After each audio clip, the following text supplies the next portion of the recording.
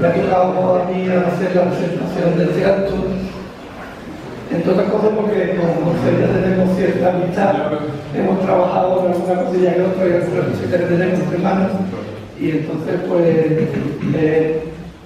me hacía especial ilusión estar hoy aquí contigo, te lo dije, porque además lo que nos va a presentar es algo para mí completamente novedoso por dos aspectos. Primero por su línea académica, que eres medievalista, y estamos hablando de la época romana, de Sanovana, un enclave romano, el cual nos va a dejar, pienso que a todos, con una expectativa extraordinaria. Y en segundo lugar, porque, como digo, está haciendo alguna colaboración también al margen de esta historia. Como sabéis, este acto está dentro de la Feria del Libro, es el séptimo que se organiza aquí en la biblioteca. Estamos, sobre todo, tanto Estefanía como Encarni, que son las autoras de esta programación, súper satisfechos porque tenemos overbooking, está entre el pie y todo. Esto es de verdad que es un motivo de orgullo y satisfacción, que diría el rey emérito. Y yo ya no me entretengo más porque me imagino que vosotros lo que quería escuchar a José y no a mí. Muchísimas gracias por venir y por compartir con nosotros esta jornada. ¿Vale?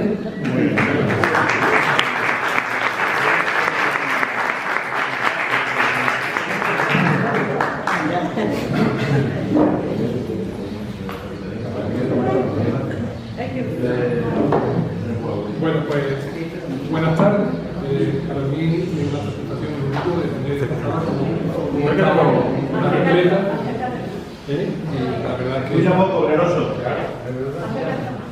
Sí. ¿Ahora mejor? Vale.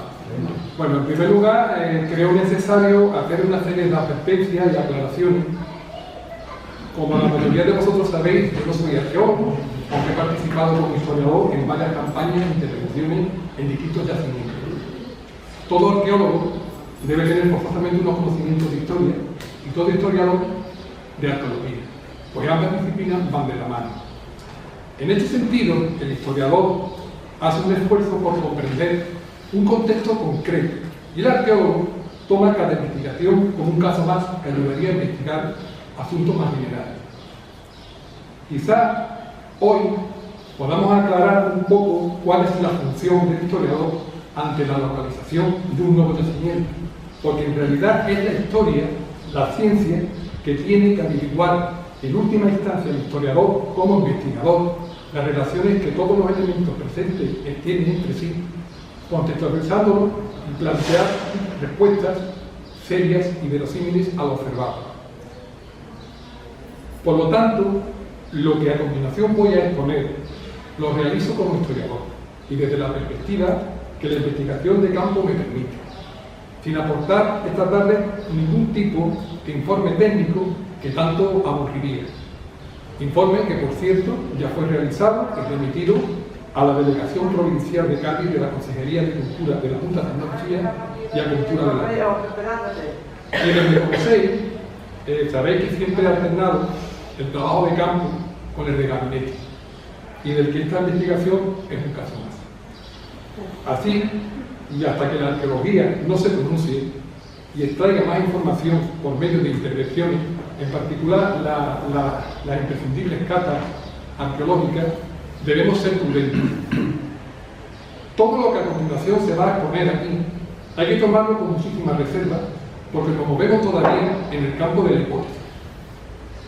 Me reservaré por razones obvias de seguridad la ubicación exacta del asentamiento, pero ya os adelanto de su gran potencial a nivel arqueológico. Todo lo que expondré a continuación está basado en una simple y rutinaria observación en superficie.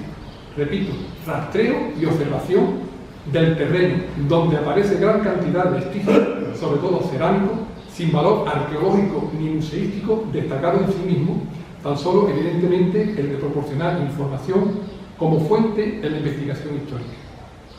Por lo tanto, un simple paseo y algo de conocimiento de historia son suficientes para apreciar el valor de lo que la zona de los portisuelos esconde. Si le queremos dar una definición más académica, hablaríamos de la realización de una prospección en superficie, ¿no?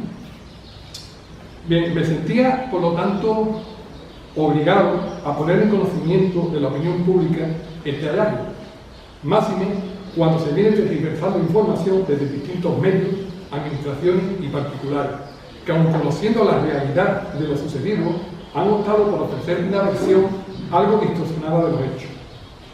Una vez dicho esto, pasemos a lo que en realidad nos ha convocado aquí esta tarde y que es lo que la mayoría de nosotros estáis verdaderamente interesados.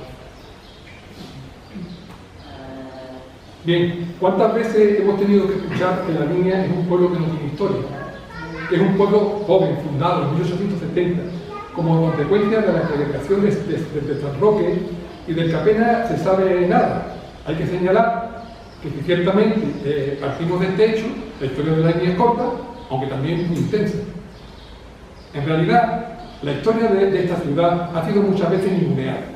Basta recordar que tras la toma de la Plaza de Libertad por los británicos, esta quedó proyectada en 3 puntos: San Roque, alrededor de la ermita, los barrios, después de la iglesia de San Isidro, y en Algeciras, en el cortijo de los Varela.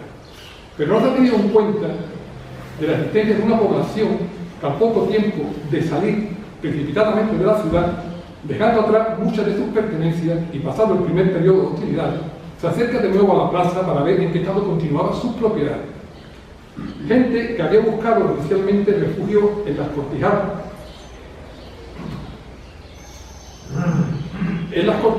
de los alrededores y donde tenían propiedades como Buenavista, Consuelo, Valderovillo, Leia o el caserío de las Pedreras, muchas de estas existentes ya en el siglo XVI.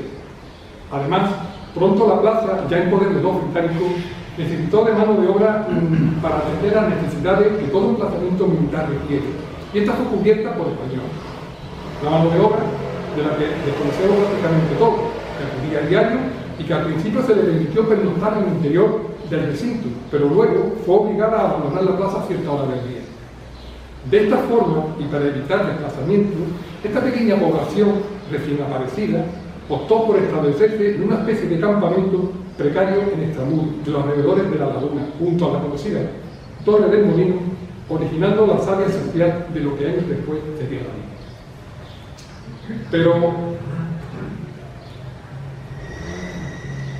bien, hoy nos vamos a retrotraer bastante en el tiempo.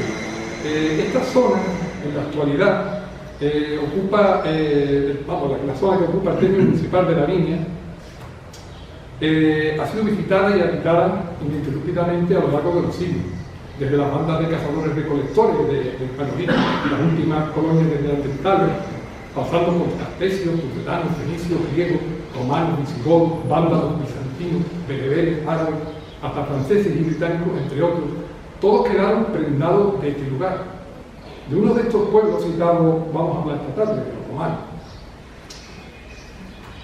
Para ello, nos situaremos a finales de los años 80 del siglo pasado, cuando por primera vez localicé algunos fragmentos de cerámica romana que se hallaban dispersos en los márgenes de un antiguo camino empedrado, todavía visible en algunos tramos, en la zona de los portezuelos.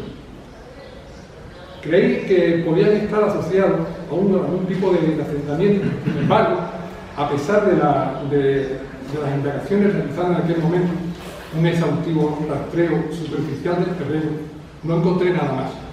Y supuse finalmente que estos restos cerámicos estaban relacionados con el citado camino y debían de ser consecuencia de posibles rupturas fruto del trasiego de mercancías. Pasaron los años y mi tarea investigadora fueron por otros derroteros, y aunque nunca olvidé esa cuestión, sí es cierto que no la retomé pensando, dado su cercanía, en hacerlo en algún otro momento. Pero en el otoño de 2020, en plena pandemia, un amigo, investigador y compañero de aventura campestre, Santiago Chiquirrá, editor del Cultural, revista que desde aquí recomiendo porque es de las pocas cosas interesantes del campo de la cultura que se hace en nuestra ciudad, me comentó que había visto un afloramiento rocoso que le resultaba curioso y me propuso que la acompañase para que le echase un vistazo y diese mi opinión. A pesar de conocer la zona, no recordaba de haber visto antes estas piedras. Y pude comprobar lo cierto de su curiosidad. Para mí, así lo comenté, es un afloramiento natural que ha sido tocado, así presentaciones del hombre porque aparecen signos de extracción de piedra y trozos canteados, lo que es evidente que es por acción humana. Un par de días después, regresé esta vez solo, algo que suelo realizar con frecuencia cuando necesito aislarme de toda la distracción y una determinada investigación. Y en esta visita, en esta segunda visita, ya con más detenimiento, observé la existencia de abundante material químico en una amplia zona. Piedras retocadas por acción humana que bien podía corresponderse con núcleos para la extracción de útiles del paleolítico. Pero ese mismo día amplié el radio de exploración y hasta llegar a una pequeña loma en la que localicé unos restos de muro, como lo ven en la imagen, en los que aparecían infestados sillares, piedras canteadas de las utilizadas en edificaciones que habían sido reutilizadas aquí, porque sabemos que nadie se va a molestar en cantear una piedra para hacer una muralla de limpio o guardar ganado. E incluso localicé restos de una construcción donde todavía se podían apreciar algunos sillares, creemos que en su disposición original. En la parte alta de esta loma aparecían un número importante de muros de cierta potencia y la penetración de varios habitáculos con una pista impresionante y donde todo apuntaba a que sería la zona de residencia. Este ha sido desde luego un lugar habitado a lo largo del tiempo. En un espacio colindante son visibles algunos muretes construidos en piedra seca y bancadas aterrazadas para el cultivo que pudieron estar relacionados, yo así lo interpreto, para el viñedo. A cierta distancia, en otra loma, aparecía en superficie y un espacio considerable una cantidad importante de fragmentos de cerámica. Concretamente de trozos de tégula, esto que veis en pantalla desde un museo, para que sepáis realmente de lo que me refiero cuando hablo de tégula, que son inconfundiblemente de época romana, ladrillos y cerámica realizada a tornovento. Las tégulas son una especie de tela utilizada como material constructivo en época romana. Además, y en visitas posteriores, fueron localizados muchos fragmentos de cerámica pertenecientes a contenedores, doyos y ánforas, apareciendo de estas sus característicos conos y asas, que como sabemos, estos recipientes eran bastante empleados para transportar todo tipo de productos. Estos fragmentos indicaban con claridad la existencia de una explotación industrial y ya no tenía la más mínima duda, ¿no?, de que se trataba de un asentamiento de cierta relevancia de época romana. Por lo tanto, en este asentamiento aparecen unos espacios bien definidos. He tomado como principal referencia en este estudio lo realizado en Cartella y Traducta y sus zonas de influencia como Villa Victoria, Limborrango o Getaria. Para ello, durante este último año he cotejado el material inspeccionado en Sadovana con el existente y estudiado en otros lugares, basándome fundamentalmente en trabajos muy documentados de reconocidos investigadores como Darío Bernal, Juan Blanque, Lourdes Roldán, Fabi Jiménez Camino, Elena Jiménez, Salvador Bravo, Carlos Gómez de Avellaneda, Marga García o Ildefonso Navarro, confirmando una estrecha correspondencia entre unos materiales y otros. Desde luego, en cuanto a material constructivo, es el mismo. Por aquella fecha, finales del 2020, ya estaba en funcionamiento un taller de historia, el cual coordino ahora a través del Ateneo de la Bahía y con anterioridad en el Círculo de Estudios Linenses, y puse en conocimiento del observado a dos de sus miembros, Jorge Romo y Argen Martí, presente aquí en la sala, quienes a partir de ese momento se incorporaron a la investigación y en curso y con quienes he venido realizando varias visitas, acompañándolos en más de una ocasión otros miembros como Ignacio Herrán, también presente en la sala, Amor Rodríguez, Belén López, presente en la sala, el citado Santiago Chiquirá, que me había puesto de nuevo sobre la pista del asentamiento. En una ocasión, un íntimo amigo mío, Manuel López Fernández, uno de los mejores medievalistas que yo conozco, además vive aquí. Bien, la participación tanto de Romo como de Martín ha sido crucial en todo lo que hasta este momento se conoce del asentamiento. Sus aportaciones, rastreo, observación, búsqueda, estudio de mapas, fotos, pero sobre todo los consejos y debates constructivos han facilitado el progreso de esta investigación y la realización de esta exposición que yo hago hoy. Esto quiero destacarlo y que quede claro, a partir de ese momento, y mediante una serie de comprobaciones que realizamos en equipo y de forma conjunta, pudimos confirmar que se trataba de un asentamiento romano de una extensión importante. Hablamos de un espacio como mínimo de unas 350 hectáreas en el que están localizados varios puntos de interés arqueológico y no solo de los respectivos romanos. Los Portichuelos es un yacimiento de grandes dimensiones con un prometedor potencial. Ciñéndonos al que tratamos hoy, el de origen romano, que propuse que fuese llamado Sanovana, convenimos dividirlo en 3 zonas del interior, que hace tan solo un par de semanas ha sido ampliada a una cuarta en el visita que hicimos Ángel Martín y yo.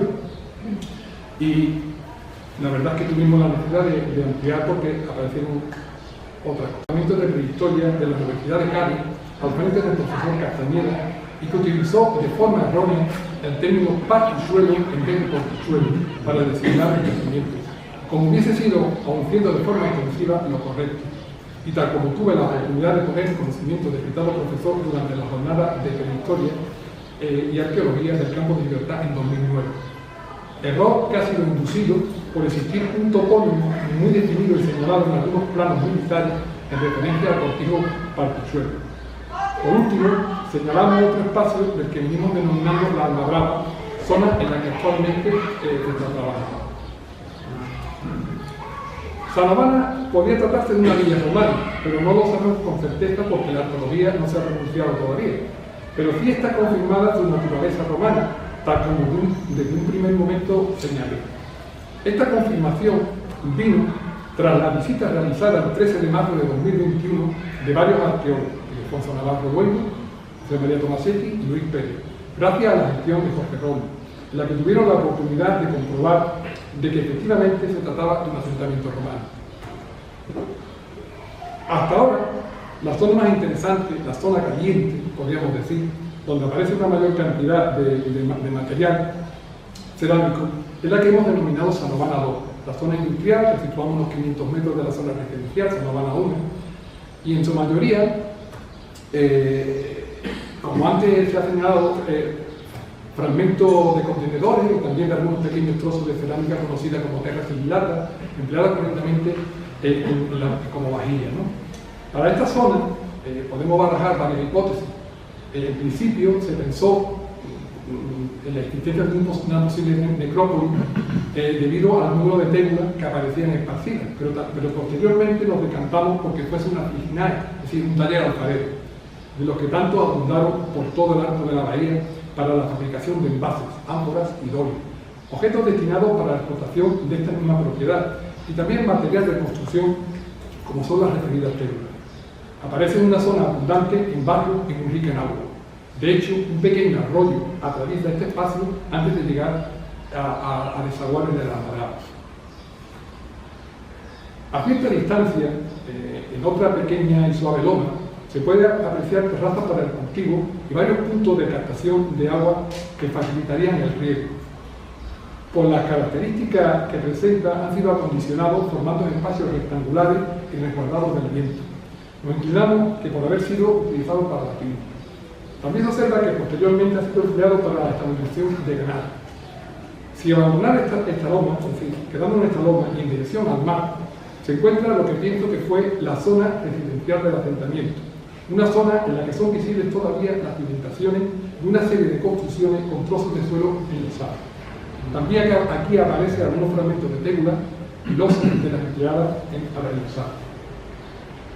En otra vertiente de esta misma loma aparece una considerable extensión de tierra excelente para el cultivo, aproximadamente unas 100 hectáreas, delimitadas por el arroyo del Higuerón, y en la que también aparece una cortijada, lugar que está habitado en la actualidad. Es una zona muy rica en agua, pues además del arroyo citado cuenta con varios pozos, y este lugar ha sido cultivado durante años. Sabemos que hasta hace tiempo reciente de alfalfa y garbanzo en los años 60 del siglo pasado.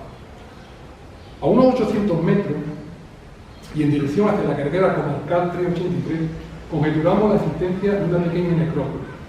Es junto a un posible horno de grandes dimensiones que hemos localizado esta semana atrás, pues digamos lo último que se ha averiguado y de la que apenas se ha estudiado, ¿no?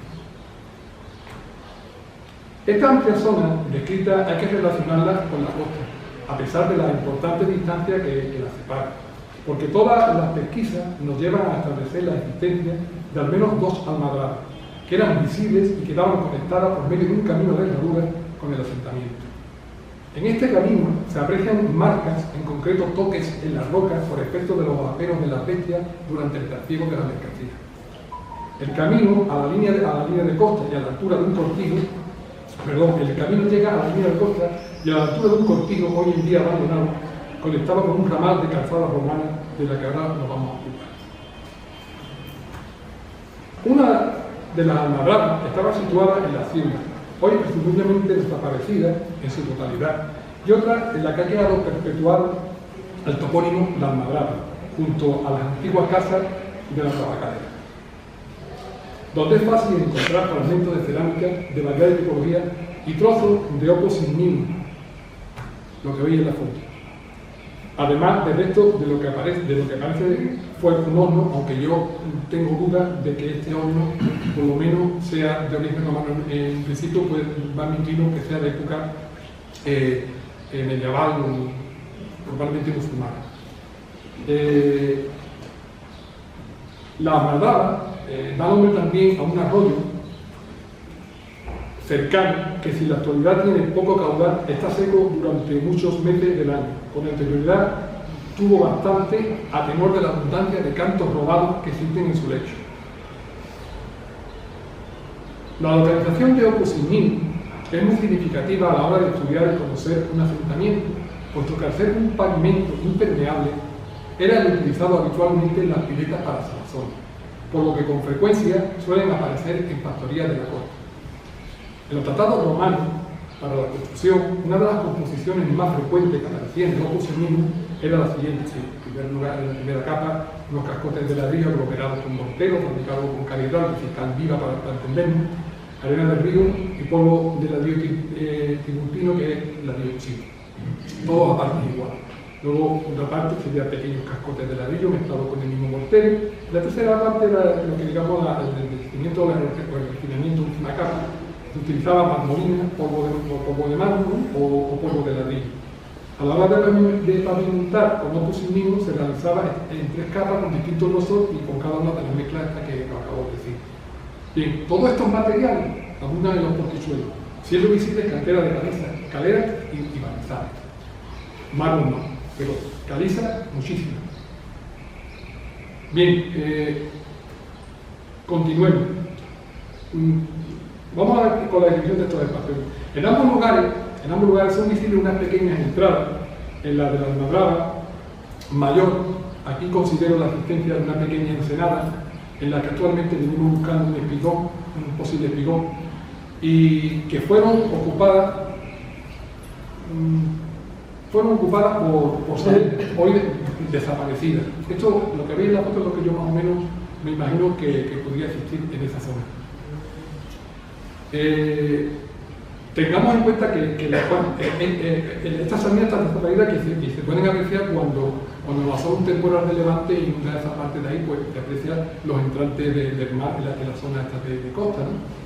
Y formando una pequeña ensenada, como este último temporal que hemos tenido hace unos 15 días, pues lo pudimos comprobar. Tengamos en cuenta que la gran demanda de este producto, de la sal existente en la zona, hablo de Tradusta, Cartella y otros núcleos menores. Como ejemplo podemos señalar que la desembocadura del Palmone estaba situada en Puerto Salvo, Puerto Blanco, que toma este nombre, al menos así lo pienso yo, porque hace referencia a un puerto que daba salida a la producción de sal de una serie de salinas existentes por la zona. Aquí han abundado porque el procesado de salazones necesita gran cantidad de sal. Muchos topónimos nos recuerdan esta actividad como la Albina, espacio frente a lo que fue la fábrica de Isma, también como Cantarrana, cerca de la Solana, zonas fácilmente inundables, donde había lagunas y donde se tiene conocimiento de la existencia de salinas. Salinas que hemos tenido, o que tenemos ya cerca hasta el año 60, la posibilidad de verla, ¿no? Sobre todo en lo que es el polígono de Paldón. Pero continuamos con Salobana. Además, y esto es importante de tener en cuenta, el estar conectado con la Almadraba por el señalado camino de herradura, existe otro que me han hecho referencia, mayor, de anchura y de factura, ¿no? Con un empedrado todavía visible en algunos tramos y que apenas presenta desniveles, alargando bastante su recorrido, lo que nos puede poner sobre la pista de su antigüedad. Parte desde el litoral, justo donde desemboca el arroyo de la Almadraba, y atraviesa toda la zona de los Portichuelos en dirección a la comarcal 383, a la que accede a la altura del Cortijo de Valdeovillo. Este camino nos marca la existencia de una actividad económica importante y fue en sus inmediaciones donde localicé el primer fragmento de cerámica, un cono de ánfora.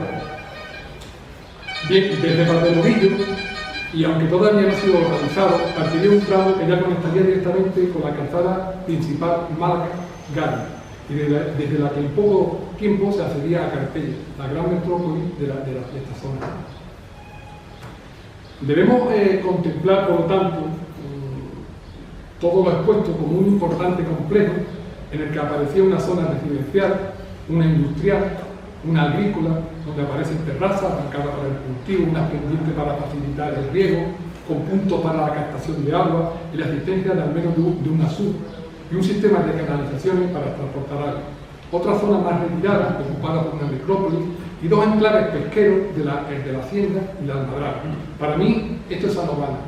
¿Y por qué lo considero así? Pues este topónimo, que aparecía pocas veces, cierto, en algunos mapas militares del siglo pasado, ya nos puso sobre la pista de una posible presencia romana, de la cual no se sabía prácticamente nada y nunca se había localizado ningún vestigio, hasta lo que es adelante, ¿no? En un magnífico trabajo de Rafael Sabio, con quien he tenido la oportunidad de participar en varios congresos, aparece señalado con respecto a Salobana lo siguiente. Se trata de un nombre aplicado a un paraje dentro del término de la línea de la Concepción. No hemos logrado tener constancia del caso más que por las fuentes cartográficas militares del siglo XX, pero de verificarse su efectiva existencia, hecho que ya se ha producido, podría plantearse la posibilidad de que derive de un antropónimo, Zenobio. Coincidía totalmente con él, y así se lo dije, pues habíamos llegado a la misma determinación por distintas causas. Los primeros fragmentos, los encontrados en el camino empedrado citado, que como he dicho comunicaba la Almadraba de la línea de costa con el actual cortijo de Valdeovillo, aparecieron en una zona bastante retirada de donde realmente se encuentra el núcleo principal del asentamiento. Este camino busca su intersección con la calzada principal de época romana que, como es conocido, transcurría por nuestra zona y que comunicaba Málaga con Gari. Esa calzada, que sigue prácticamente el trazado de la 340, era en su tiempo una autopista que tenía ramales menores. Bien, uno de estos ramales tenía su inicio en el lugar por el que esta calzada cruza el Guadiar, un vado que en época medieval conocido como Madera de Gileña, y en el que también existía en el siglo XVI una torreventa llamada La Serrana, de la que nacería tiempo después la actual población de Guadiar. Este ramal iba paralelo al río por su margen derecha hasta su desembocadura. Desde aquí y en dirección sur, es decir, desde el actual Sotogrande hacia la línea, recorriendo toda la costa y pasando por varios enclaves.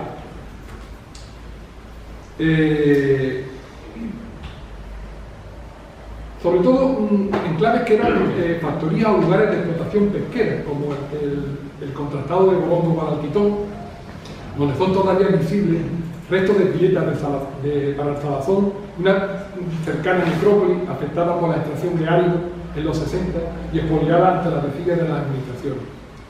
En la hacienda, entre los arroyos de Liguerón y de los Migueletes, hoy también desaparecido, pero del que tenemos también constancia porque aparecieron en los años 80 algunos restos que nunca llegaron a ser estudiados y donde todavía, tras los temporales de Levante, suelen aparecer algunas cuadernas de navíos. El de la Almadraba, con restos de una importante edificación todavía conservada, junto a unas cimentaciones de las antiguas casas pertenecientes a la tabacalera. Y por último, la Tunara, que sorprendentemente jamás ha sido estudiada, aun conociéndose la existencia de varios vestigios, como es el de un pozo, el conocido Pozo del Rey, punto de aguada utilizado por las galeras reales, y una posible pileta que sirvió, según los lugareños, de solera a finales del XIX para construir la antigua ermita de la Virgen del Carmen. El trayecto, este ramal, lo podemos vislumbrar a través de un documento conocido como Itinerario de Antonino.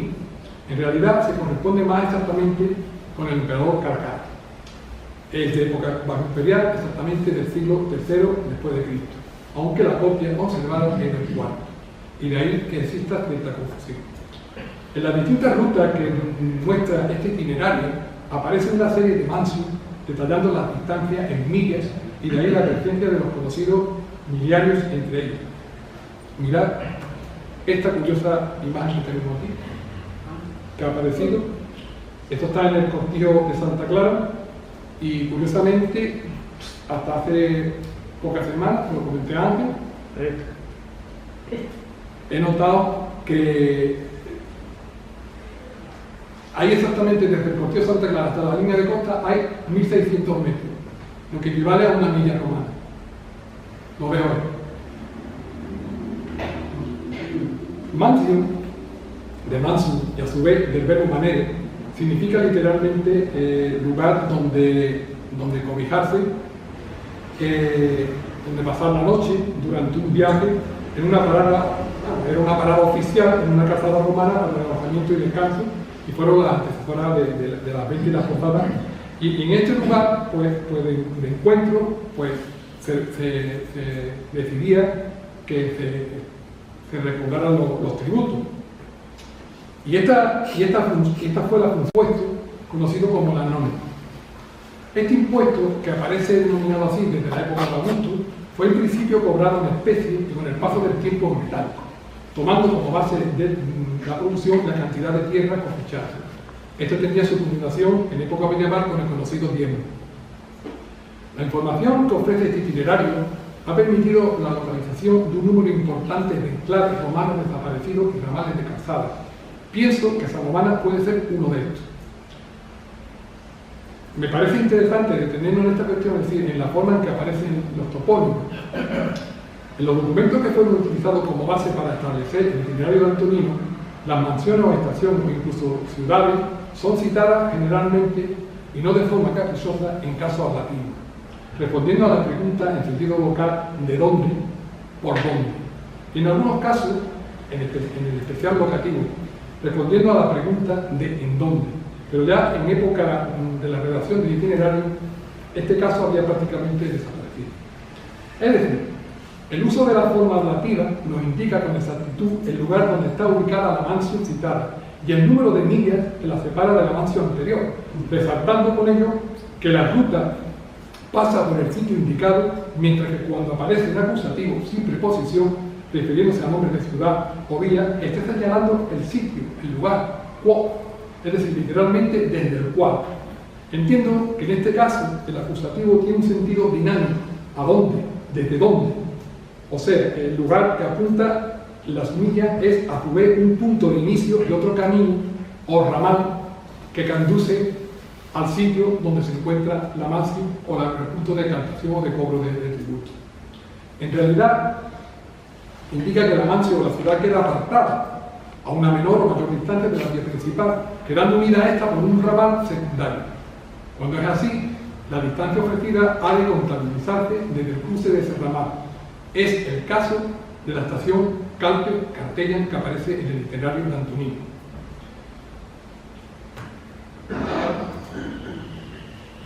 Debemos tener en cuenta que el itinerario de Antonino, lo que era la ruta sexta, la que recorre nuestra zona, transitaba por Barbariana, Calpe-Cartella, Porto Albo, Meraria, Belón Claudia, que va a Claudia, Maisepón, que Barbate, y Mecano, que probablemente nos ponemos de acuerdo, los historiadores y los arqueólogos probablemente estén con él.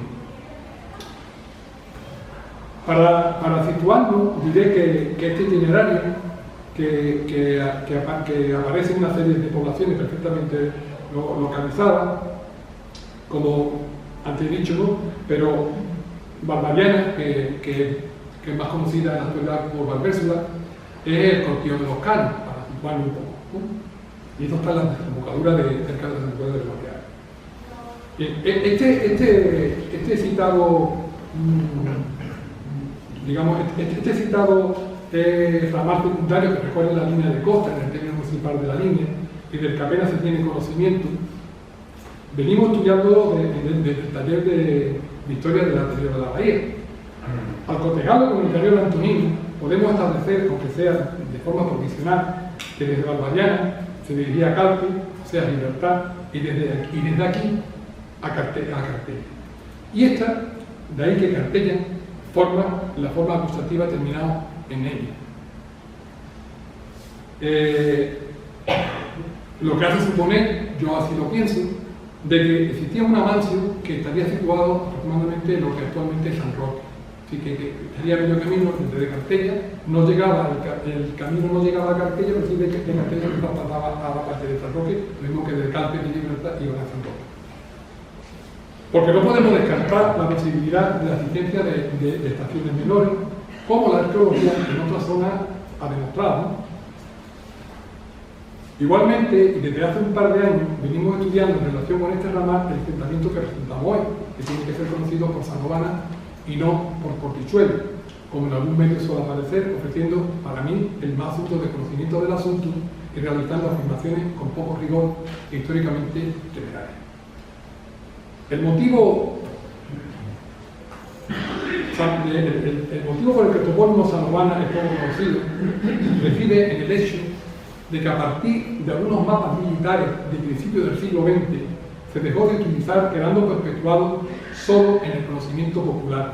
Unos cabreros, cañanes, carboneros sabían de él, pero nadie más. También la razón de la tardanza en la localización de este asentamiento hay que buscarla en la propia cartografía, al ser ubicado erróneamente. Pues en algún momento el cartógrafo o el escritor interpretó mal la referencia que se hacía del lugar en mapas anteriores. El vocablo Sanovana es lo suficientemente largo en un mapa militar de unos por 100.000, por ejemplo, para que ocupe escrito un espacio que correspondería a unos 3 kilómetros. Bien, al aparecer en unos mapas, como punto de referencia a la Z inicial, cuando en realidad debía haberse partido desde la última letra, desde la A. Y de ahí el error, confusión y desconocimiento que hemos tenido. Este enclave hay que relacionarlo con Cartella y su entorno, en lo que debemos considerar como su cinturón industrial y del que tampoco se conoce. Al igual que ocurre con los enclaves hasta la época de Augusto, de Getares, Concilio, Intercambio, Cinco Rangos, Villa Victoria en Puente Mayorga, el Keismin en Gibraltar, probablemente en La Caleta aparecerán, y en La Tunara, y sobre todo en Guadalquitón, entre otros en fases de estudio, tenemos que señalar ahora o añadir el Zamora. Cartella era una ciudad importante en todos los aspectos, con un nivel industrial destacado desde su fundación. Las factorías de salazones, las alfarerías, las tenerías, donde se trabajaban las pieles y donde se adobaban y secaban las pieles, los telares, las fundiciones, se instalaban fuera de la ciudad, principalmente por temas de salubridad. En esa fecha nuestra bahía sería más bonita que la actualidad, pero el olor sería insoportable y la cantidad de insectos enorme. Recordemos que el águila de la ciudad quedó mermado considerablemente tras la fundación de Villa Traducta por Augusto, quedando fijados sus límites por el oeste en el Parmón. El término traducta significa trasladada, y nos recuerda que esta ciudad recibió población africana, en concreto de Sili, lo que actualmente es así, tal vez como castigo por su insurrección en tiempos de Augusto. Antes, Carpella había tomado partido con los pompeyanos en la guerra civil de mediados del siglo I a.C., en concreto entre el año 49 y 45, protagonizada por Julio César y los partidarios de Pompeyo, marcando su destino. En nuestra bahía tuvo lugar una batalla entre la flota pompeyana de Varo, después de la derrota sufrida en Taso, en Túnez, frente a la cesariana comandada por Cayo Livio. Se conoce poco, salvo que Varo hundió la flota de la entrada del puerto desde la ciudad para evitar su conquista. De tal manera que al ser vencido Neo Pompeyo en Gunda, busca refugio en la importante base naval que era en aquel momento Carpella, una ciudad leal a su causa. Este hecho determinó el futuro de la ciudad, que cayó en desgracia tras la derrota de los pompeyanos, quedando relegada a un segundo plano en favor de la cercana Traducta y de Sili y Secte al otro lado del estrecho. Carpella, considerada pro-republicana y al ser declarada por Augusto una ciudad proclive a la deslealtad, deja de ser presidio naval, es decir, deja toda la importancia que tenía como puerto en favor de Traducta. Y esto es sumamente importante para la economía de la ciudad. En este momento abandona la ciudad un número importante de grandes señores que se instalan en sus villas de los alrededores. Posteriormente, durante la crisis general de Roma en el siglo III después de Cristo, debido a la progresiva transformación del sistema de producción esclavista, en el que entre otras cosas el tradicional estatus de esclavo romano empieza a funcionar a la forma de siervo, definiendo este término otras formas de dependencia, aunque todavía sigue mostrando una libertad dependiente, condicionada y variable. También tiene lugar un proceso de ruralización. Se trata de un proceso de importantes consecuencias muy significativo en la bética, que incide en el plano económico y en el social, y que conlleva la progresiva decadencia de muchas ciudades, provocando en algunos casos su total desaparición. Sin embargo, a pesar de la gran importancia que adquiere el campo, la vida urbana no queda totalmente anulada, como es el caso de Traducta y en menor medida de Carpella. Es, en mi opinión, aquí, en este momento, en este contexto, donde debemos contemplar el enclave de Sandoval. Es cierto que las ciudades del arco de la bahía no estuvieron ajenas a la crisis general que comienza a partir del siglo III, tal como la arqueología señala. Se percibe una disminución del comercio a gran distancia, favoreciendo una producción destinada más al autoabastecimiento y al comercio de corto recorrido. Y sobre todo esta crisis conlleva la decadencia del urbano con el abandono de ciudades y dispersión de su población, que se reinstala en el mundo rural en pequeños núcleos, pasando lo que venía siendo la villada a estructuras más amplias y que convencionalmente pueden ser consideradas fundus y posteriormente bici, los picos tan abundantes en época alto medieval. Recordemos que el fundus significa fundación en el sentido de asentamiento, ¿no? Y de ahí deriva el más conocido por todos, que es el latifundio, ¿no? como una propiedad de grandes dimensiones. Bien, normalmente y durante gran parte del periodo romano aparecieron en torno a una villa, ya fuera rústica o urbana, y a veces con connotaciones de recreo. En el primer caso, podía ser una modesta construcción o una lujosa mansión en el campo al servicio de una explotación agrícola, es decir, un fundus. Por otro lado, hay que señalar que el citado arroyo de la Almadraba es la arteria principal de toda la zona de los Portichuelos, un espacio, repito, que ha estado habitado a lo largo de los siglos. De hecho, aunque sin un valor todavía relevante, también aparecen fragmentos de cerámica que bien podría identificarse como almohada, lo cual no es ninguna rareza si tenemos en cuenta que la primera ciudad como tal que aparece en el peñón es la Medina Alfar, ciudad de la Victoria, fundada por el emir al-Mu'min en 1160. También existe otros vestigios que podrían tener su origen en época nazarí, o que incluso pueden corresponderse a una época más tardía, como los siglos XVII y XVIII, y la más abundante por esta zona cercana, la vajilla británica del XIX y del XX, ¿no? Por supuesto, son hipótesis, e insisto en repetir, para despejar cualquier tipo de duda y recelo, todo lo expuesto es con un mínimo de conocimiento fácilmente observable sin apenas esfuerzo de superficie. Así, por lo tanto, la gente ha ocupado siempre este paraje utilizando el espacio productivo. Gran parte son zonas aterrazadas que en la actualidad sería impensable de serlo, es decir, lomas que se adaptan para ser cultivadas. En el mismo arroyo de la Almadraba, totalmente seco durante gran parte del año, aparece una serie de ensanchamientos en su cauce. Sostengo que destinado para almacenar agua mediante la instalación de azudes que facilitarían el riego, valiéndose en muchos casos de canalizaciones de material perecedero, por lo que nos plantea que este asentamiento no solo se dedica a actividades relacionadas con la pesca y procesados de productos del mar, sino que también con tareas agrícolas y el bataneo. Es más, parecen percibirse estados que durante algún periodo fueron destinados para el cultivo de viñedos. Recordemos la existencia de esto hasta finales del 19 y que desaparecieron por la filosera, a excepción, así lo pienso yo, el reducto que tenemos en Manilva. Una plaga sufrida que cambió el mapa vinícola de la península ibérica y que afectó gravemente nuestro entorno. Ahí en la imagen podéis ver un pequeño lagar, me imagino que será un lagar casero de una pequeña propiedad, y está también la zona de los portachuelos. En cuanto al nombre del asentamiento, diré que en época imperial esta zona se caracteriza por un notable dinamismo socioeconómico, causado en última instancia por la difusión de la provincia mauritania y tingitana en la diócesis hispano-oro, en el tránsito del siglo III al IV. Tanto Cartella como Traducta, y por ende sus cinturones industriales, continúan, al igual que anteriormente, una palpable intensidad económica basada fundamentalmente en la industria salazonera. La decadencia de Cartella, industria de un caso aparte, en particular en cuanto a situación económico-social, hay que situarla ya en el siglo VI, al igual que en Caetaria y Villa Victoria, como afirma la profesora Jiménez de Alaz, por lo que es muy probable que Sandoval corriera la misma suerte.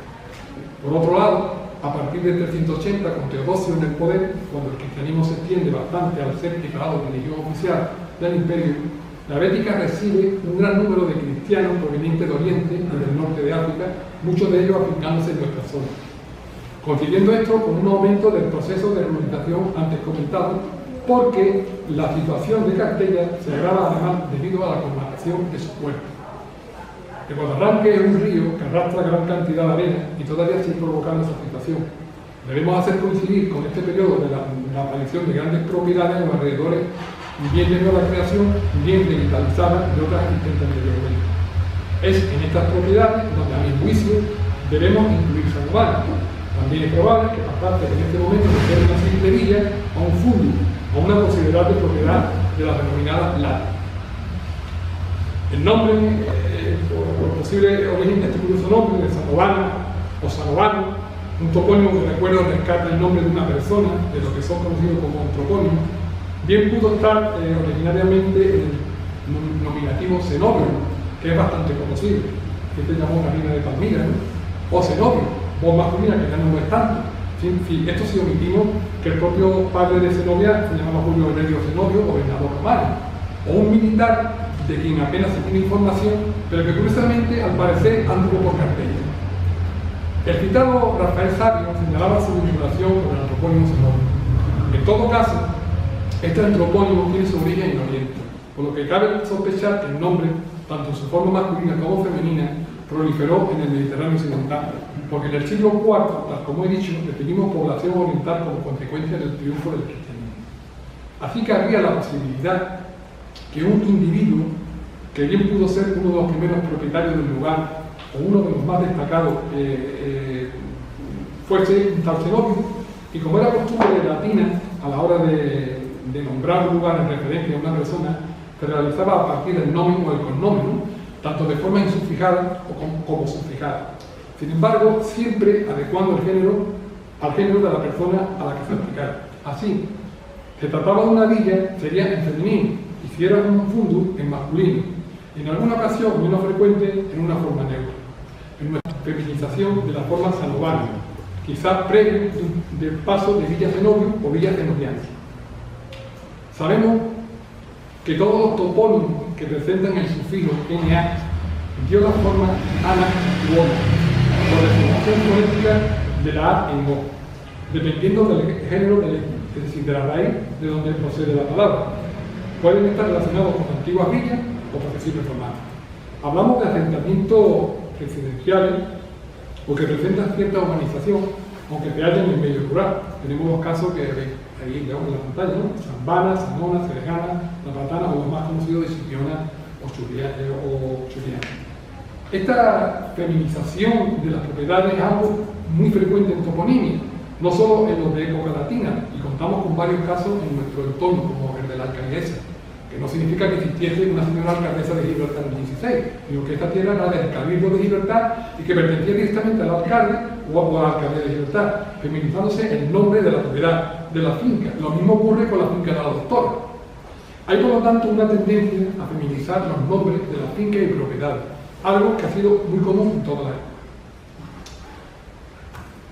Bien, podemos por lo tanto dar la Zanovana sobre su posible datación. Inicialmente la hice corresponder con el tránsito de los siglos III al IV después de Cristo. Sin embargo, tras la inspección de los citados arqueólogos y tras localizar un pequeño y único fragmento de cerámica muy específica, cronológicamente hablando, de la segunda mitad del siglo I después de Cristo, cabe la posibilidad, confiando en la apreciación experta de Ildefonso Navarro, de retrotraer su origen. De cualquier modo, en mi opinión, esta villa hay que contextualizarla en el periodo de ruralización que tiene lugar en la zona y que coincide con la progresiva desaparición del sistema esclavista. Es decir, nos referimos a un periodo que abarca desde el año 200 al 400 después de Cristo. Un periodo que repercute tanto en la revolución de la economía como en la sociedad, porque las ciudades presentan una inestabilidad que obliga a una parte importante de la población decida establecerse en el campo, buscando una seguridad y un contacto más directo con las fuentes de alimentos. Por lo tanto, los grandes propietarios, la gente más acomodada, pasan a recibir en sus villas, en las que aparecen almacenes, molinos, hornos, lagares, fraguas, etc. Estas villas proliferan y tienden a convertirse en centros de producción en primer lugar y de forma prioritaria para el propio autoabastecimiento de la comunidad, pasándose en muchos casos a fundis, ¿no? Una variada extensión y trabajado con una mano de obra que progresivamente va abandonando el anterior estatus de esclavos por el reservo, como antes he dicho. Estos serbios colonos, gente libre pero empobrecida y adscrita a la tierra, mantienen todavía una total dependencia al domo, que pasa a ser patrono. La nueva situación da paso al patrocinio como institución o mecanismo que regulará todas las relaciones personales de dependencia. En la práctica, el dominio y el patrón tendieron a modificarse, uniéndose así la dependencia económica o material a la personal o extraeconómica. Para ir concluyendo, diré que está todo prácticamente por hacer.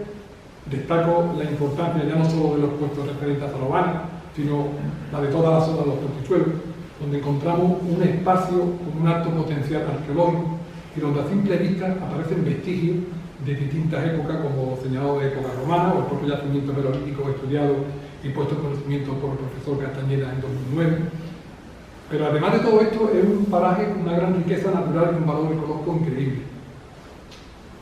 Se hace, desde aquí al llamamiento, se hace absolutamente necesario y urgente realizar una serie de actuaciones para la protección del lugar y para dar continuidad al estudio e investigación de los registros aparecidos y que en un futuro con seguridad irán apareciendo. Considero imprescindible para este menester la actualización del catálogo de patrimonio de la línea de la concesión y la confección de un mapa arqueológico a través de la Delegación Provincial de Cádiz de la Consejería de Cultura de la Junta de Andalucía, organismo que debe de tomar carta en el asunto al carecer nuestra ciudad de arqueólogo municipal. El hallazgo y localización de Zanovana fue puesto en conocimiento de esta delegación a través de las gestiones realizadas desde el taller de historia que coordino aquí, en concreto sobre el equipo de investigación de campo que le llamamos Ministerio de Historia, ¿no? Por último, todos sabemos de la inquietud que ha provocado en nuestra ciudad la noticia de la construcción de una subestación eléctrica, una cuestión que todavía para mí no está zanjada. También es conocido que esa es la única zona de ensanche de la línea y cuyo desarrollo debemos procurar que arroje el menor impacto posible sobre el medio ambiente y patrimonio. En definitiva, y termino con esto, Zanovana necesita la atención inmediata de los arqueólogos y nosotros los historiadores seguiremos estudiando y contextualizando con más rigor si cabe el tratamiento conforme vayan aflorando nuevos hallazgos, que con absoluta seguridad irán surgiendo y se vaya trayendo nueva información. En este sentido, en una primera fase de investigación, creo que mi trabajo en el asentamiento de Zamoana termina hoy con la exposición y quedo a disposición de los arqueólogos que vengan a realizar las aplicaciones. Y esto es todo. Muchas gracias.